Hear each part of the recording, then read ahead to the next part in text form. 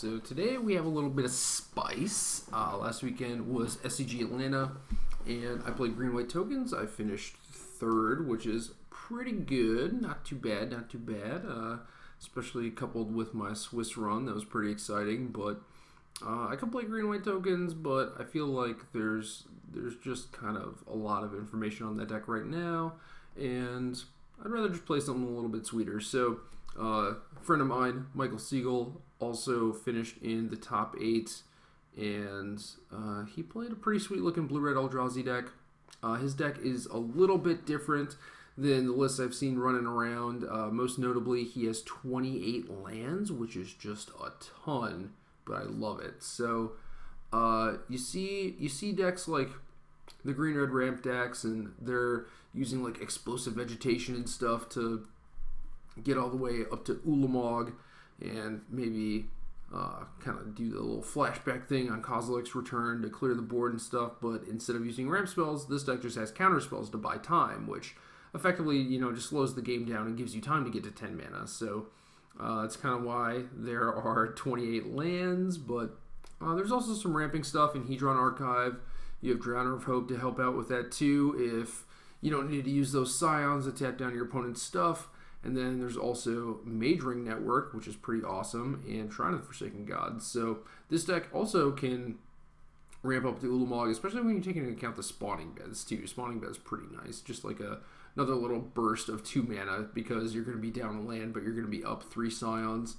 So yeah, there's some Clash of Wills, some Spell Shrivels for counter spells to keep the board clear. We have Spatial Contortion, Kozilek's Return, and then some Planeswalkers, Chandra and Jace, that both kind of help, and Drowner of Hope is basically the thing that helps you stabilize. So not a lot of card selection or card drawing. Most of the time you're just going to be like using your mana every turn, and if you have a spare mana, you can just use that to charge the Mage Ring Network and start building up the storage counters, and maybe eventually just have like a really explosive turn. So this deck definitely wants to make a land drop every single turn, which is why it has 28 lands, and 4 anticipates to also just help you find lands.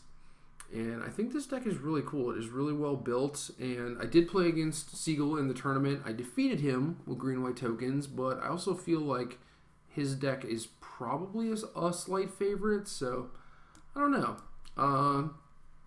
The deck does seem good. He eventually lost to Ban Humans in top 4, but I know that he was testing his deck a lot, and he really liked it, and it certainly should, because, he did pretty well in the tournament. So, sideboard is a little strange, I think. There are some negates, which is a pretty obvious blue sideboard card in this format, just really, really good against Planeswalkers and pretty powerful spells like Seasons Past.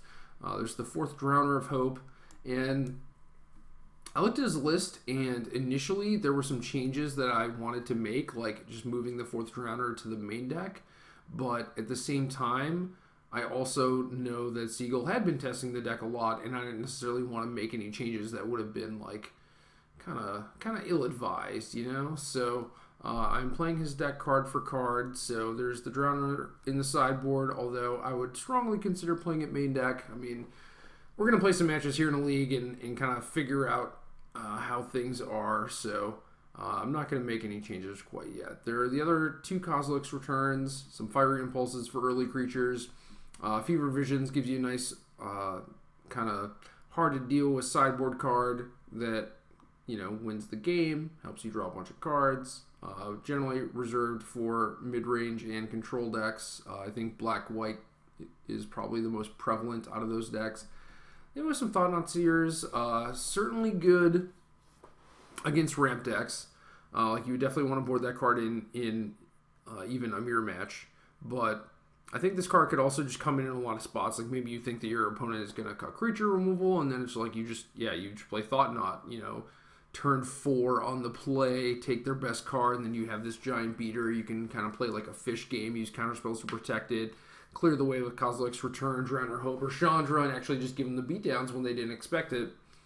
Some people, I know Jim Davis has played Reality Smasher in that spot, and Smasher is also a solid beater, but I kind of like the new disruptive element that Thought-Knot Seer adds to the deck. And then the last card is just like this what the hell card. I don't even know why this is here. I don't know if this is a card that Seagull is playing to just like troll people or what. I have no idea where this would possibly want to come in, but we'll see. We'll see if a situation comes up where, you know what I really need? A Deceiver of Form, because I don't get it. So I would probably try and move the 4th Drowner main deck.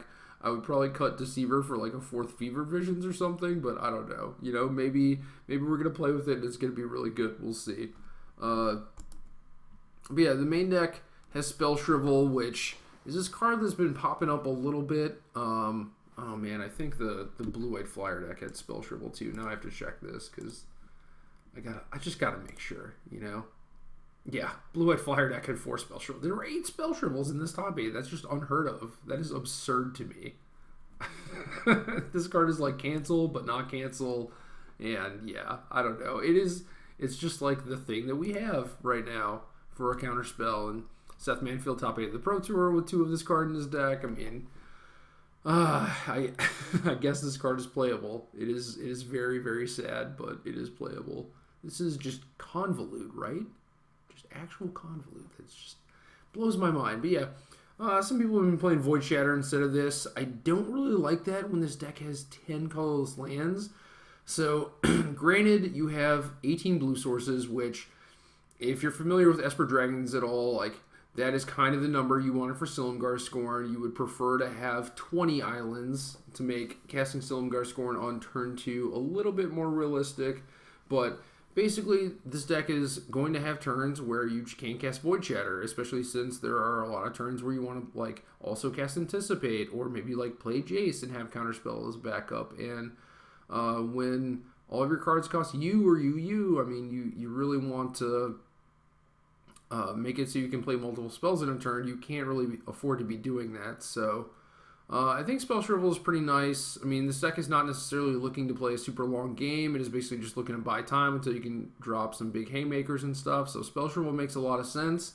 And especially when you look at the synergy with Hedron Archive. Like, you can play Hedron Archive on turn 5 and then still potentially have Spell Shrivel mana open and then just untap with a ton of mana. So Hedron Archive is typically a card that, in order to cast, you're going to have to skip almost your entire turn to do it. You're probably not going to have a lot to do with the 2 colorless mana, but at the same time, if you're able to wait and set up a turn where you can have like Spell Shrivel or Clash of Wills or even just like Spatial Contortion on turn 4, I mean, Hedron Archive is basically free, which is just a pretty insane card. It's just like this card that accelerates you, but like also does stuff, and then if you don't need the mana, you just get to draw 2 cards. Like, the card is just so sick in this deck. And part of the reason for that is because you have Spell Shrivel instead of something like Void Shatter. So I definitely recommend playing Spell Shrivel instead of Void Shatter. But as for the rest of the stuff, like I said, the Deceiver form, I don't know. We're just going to have to find out, so let's do it.